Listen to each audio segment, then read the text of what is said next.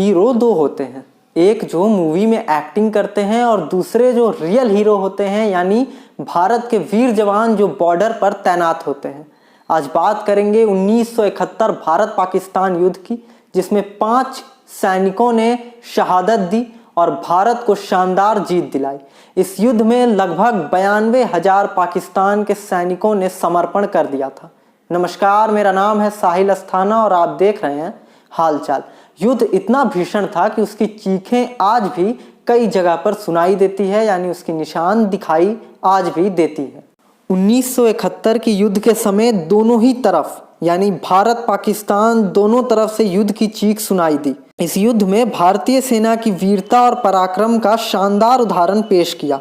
1971 के युद्ध में major general Ian Cardozo 5 Gorkha rifles को लीड कर रहे थे।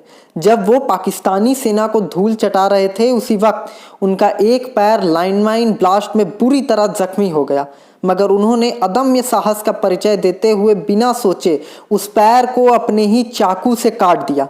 उसके बाद वो दूसरे जवानों के साथ लड़ने लगे। उनकी वीरता के लिए सरकार ने युद्ध के बाद उन्हें सेना मेडल से सम्मानित किया। अरुण खेत्रपाल वो भारतीय सैनिक है जिनकी बहादुरी के किस्से पाकिस्तान में भी सुनाई जाते हैं। 1971 के युद्ध में उन्होंने अदम्य साहस की नई मिसाल पेश की।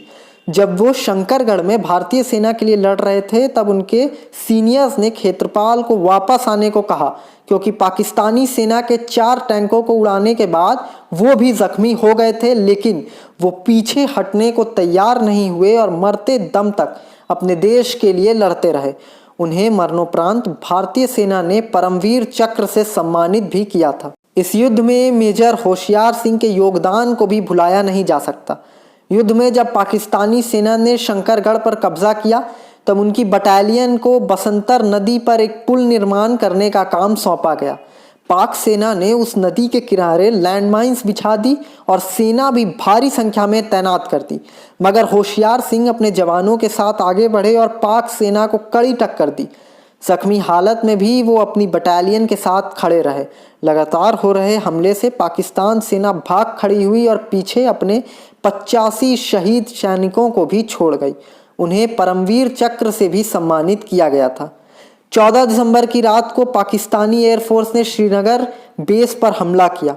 पूरा बेस धूल से भर गया और ऐसे में उड़ान भरना नामुमकिन हो रहा था, मगर फ्लाइंग ऑफिसर निर्मलजीत सिंह सेखों ने इसकी परवाह किए बगैर उड़ान भरी और दुश्मन के 2 फाइटर प्लेन्स को उड़ा दिया। पाकिस्तानी फाइटर प्लेन तो भाग खड़े हुए, लेकिन जाते जाते वो सेखों के प्लेन पर हमला कर गए। उन्हें मरणोपरांत परमवीर चक्र से भी सम्मानित किया गया। अगरतला आज भारत का हिस्सा है और इसके लिए एल्बर्ट एक्का को श्रेय जाता है। बैटल ऑफ बोगरा में अगरतला की सुरक्षा करने में उन्होंने अहम भूमिका निभाई थी। इस पहाड़ी इलाके में पाकिस्तानी सेना ने अगरतला को अपने कब्जे में लेना चाहा, मगर एल्बर्ट एक्का ने बड़ी ही वीरता से उनका सामना किया और मरते दम तक अगरतला की रक्षा करते रहे। उन्हें भी मरणोपरांत परमवीर चक्र से सम्मानित किया गया।